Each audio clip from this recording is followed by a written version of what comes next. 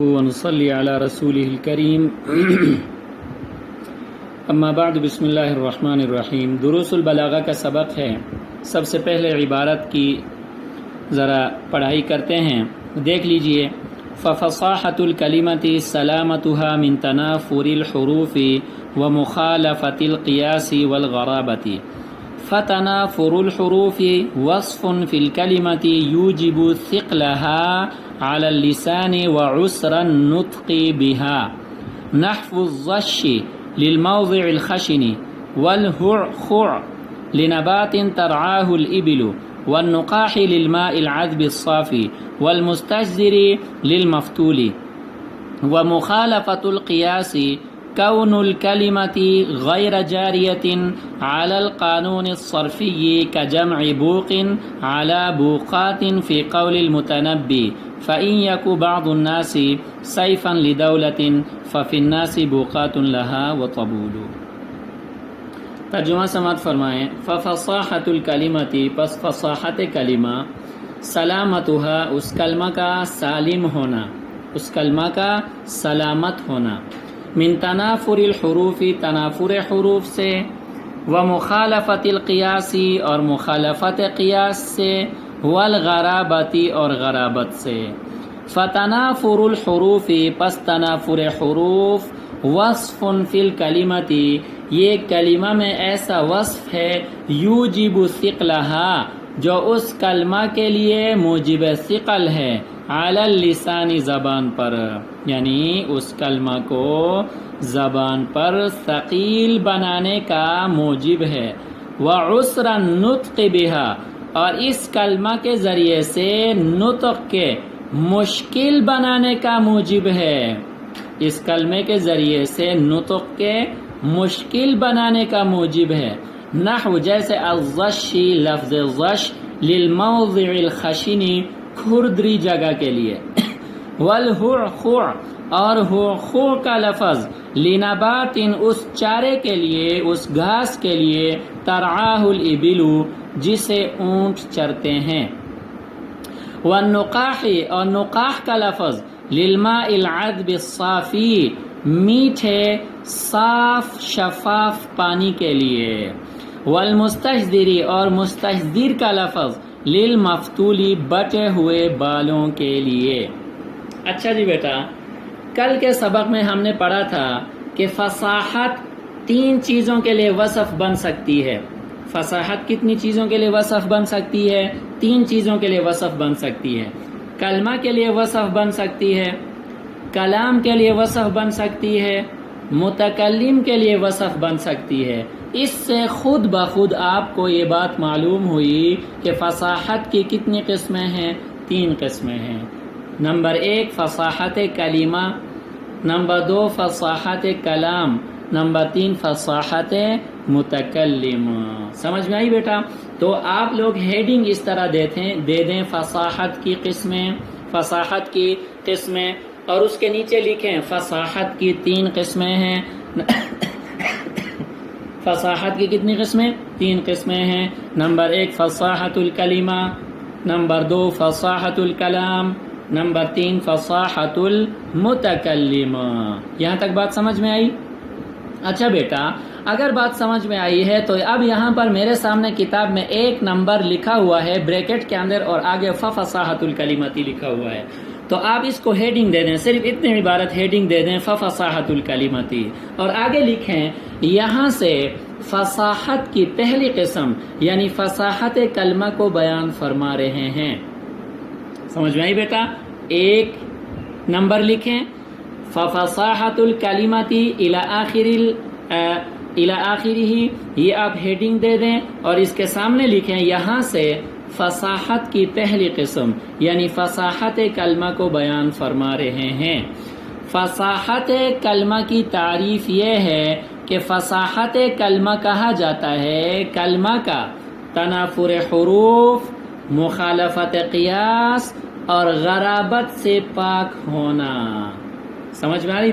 تعریف سمجھ میں آ گئی؟ تعریف میں الفاظ مشکل ہیں، ان مشکل الفاظ کے بارے میں آگے اس کی پوری وضاحت موجود ہے، صرف فصاحت کلمہ کی تعریف سمجھ جائیں۔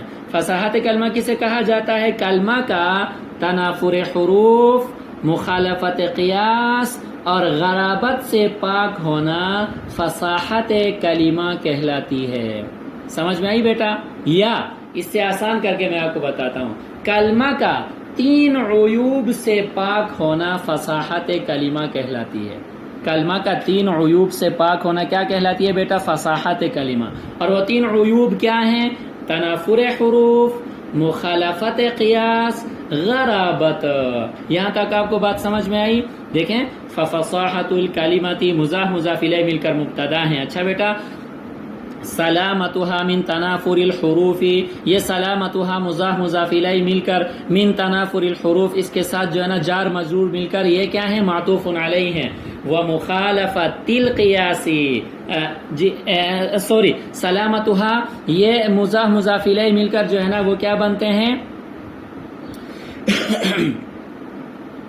ابھی اس کو خبر نہ بنائیں، من تنافر الحروف، یہ تنافر حروف جو ہے نا بیٹا یہ معطوف علیہ ہے، اس لیے مخالفت القیاسی یہ مضاف الیہ مل کر اس کا عطف تنافر حروف پہ ہو رہا ہے، والغرابتی اس کا عطف ہو رہا ہے مخالفت القیاسی پر، تو یہ تمام معطوفات مل کر من جارہ کے لیے کیا بنیں گے؟ مجرور بنیں گے۔ تو تنافر الحروف جس طرح مجرور ہے، مخالفت القیاسی اور غرابتی یہ بھی اسی طرح کیا ہوں گے؟ مجرور ہوں گے، اور یہ سب مل کر جو ہے نا بیٹا یہ کیا بنیں گے؟ سلامت جو ہے نا یہ کیا ہے؟ مصدر ہے۔ سمجھ میں آ گئی کہ نہیں؟ شبہ فعل ہے، تو یہ مصدر کے ساتھ متعلق ہوں گے، اور یہ اپنے متعلقات کے ساتھ مل کر کیا بنے گی؟ خبر بنے گی فصاحت الکلمتی مبتدا کے لیے۔ تو ترجمہ اس طرح ہوگا، فصاحت کلمہ کہا جاتا ہے کلمہ کا تنافر حروف، مخالفت قیاس اور غرابت سے پاک ہونا۔ یہ سمجھ میں آ گئی بیٹا؟ تو فصاحت کلمہ معرف ہے، سلامتها من تنافر الحروف الى آخر العبارہ، یہ اس کے لیے ہے بیٹا کیا ہے؟ تعریف ہے۔ یہاں تک سمجھ میں آئی بات؟ دیکھیں، معرف کو سمجھنا موقوف ہوتا ہے تعریف پر۔ معرف کو سمجھنا کس پر موقوف ہوتا ہے؟ تعریف پر۔ دیکھیں، کوئی معرف جو ہے نا اس کو آپ تب سمجھیں گے جب اس کی تعریف ہو۔ سمجھ میں آئی کہ نہیں آئی؟ اب مثال کے طور پر آپ لوگ کلمہ کو لے لیں، جب آپ لوگوں نے کلمہ کی تعریف نہیں پڑھی تھی تو آپ سمجھ رہے تھے کہ کلمہ سے مراد جو ہے نا وہ 6 کلمے ہیں، پہلا کلمہ طیب، دوسرا کلمہ شہادت، تیسرا کلمہ تمجید، ایسی بات ہے کہ نہیں ہے؟ یہی بات ہے۔ اور جب آپ نے کلمہ کی تعریف نحو میں جا کر جو ہے نا وہ کیا پڑھی؟ الکلمۃ لفظ وضع لمعنى مفردا مفرد مفردون، سمجھ میں آئی کہ نہیں؟ اب دیکھیں، الکلمہ آپ کے پاس معرف ہے، لفظ وضع لمعنى مفرد آپ کے لیے کیا ہے بیٹا؟ تعریف ہے۔ جب آپ کو کلمہ کی تعریف کا نہیں پتا تھا، آپ سمجھ رہے تھے کہ کلمہ سے مراد لا الہ الا اللہ محمد رسول اللہ ہے، لیکن جب نحوی کلمہ اصطلاح میں آپ نے پڑھ لیا، اس کی تعریف ہو گئی، تو کلمہ معرف ہے اور لفظ وضع لمعنى مفرد اس کی کیا ہے؟ تعریف ہے۔ تو بیٹا میں عرض کر رہا تھا کہ معرف کو سمجھنا موقوف کس پر ہے؟ تعریف پر ہے۔ تعریف کے بغیر معرف آپ کو سمجھ میں نہیں آئے گا۔ سمجھ میں آئی بیٹا؟ اور تعریف کو سمجھنا کس پر موقوف ہے؟ الفاظ تعریف پر۔ اگر تعریف کے الفاظ آپ کو سمجھ میں نہیں آئے تو تعریف آپ کو سمجھ میں نہیں آئے گی۔ سمجھ میں آئی؟ اگر تعریف نہیں ہوئی، معرف آپ کو سمجھ میں نہیں آئے گی۔ تعریف ہوئی، الفاظ آپ کو پتہ نہیں ہے تو تعریف آپ کو سمجھ میں نہیں آئے گی۔ اس لیے ہر جگہ یہ اصول ہے کہ معرف کو سمجھنا موقوف ہوتا ہے تعریف پر، اور تعریف کو سمجھنا موقوف ہوتا ہے الفاظ تعریف پر۔ یہاں تک آپ کو بات سمجھ میں آئی ہوگی۔ معرف کو سمجھنا موقوف ہے تعریف پر، تعریف کو سمجھنا موقوف ہے بیٹا الفاظ تعریف پر۔ الفاظ تعریف میں سے بعض الفاظ کیا ہوتے ہیں بیٹا؟ آسان ہوتے ہیں۔ سمجھ میں آ گئی کہ نہیں؟ بدیہی المطلب ہوتے ہیں، اس میں کسی جو ہے نا وہ تفصیل کی ضرورت نہیں ہوتی، اور بعض الفاظ مشکل ہوتے ہیں۔ بعض الفاظ کیا ہوتے ہیں میرا بیٹا؟ مشکل ہوتے ہیں۔ اب دیکھیں، فصاحت الکلمتی، ہم فصاحت کلمہ کی تعریف بیان کر رہے ہیں، لہذا فصاحت کلمہ ہمارے پاس معرف ہے۔ ٹھیک سمجھ میں آئی بیٹا؟ سلامتها من تنافر الحروف سے لے کر والغرابتی تک یہ الفاظ تعریف ہیں۔ کیا ہے میرا بیٹا؟ الفاظ تعریف۔ الفاظ تعریف میں سے سلامتھا، یہ تو بدیہی لفظ ہے، پاک ہونا، سالم ہونا، سلامت ہونا، سمجھ میں آگئے کہ نہیں؟ اس کی وضاحت کی ضرورت نہیں۔ اب آگے 3 الفاظ ہیں وہ مشکل ہیں۔ الفاظ تعریف میں سے کتنے الفاظ مشکل ہیں بیٹا؟ الفاظ تعریف میں سے کتنے الفاظ مشکل ہیں؟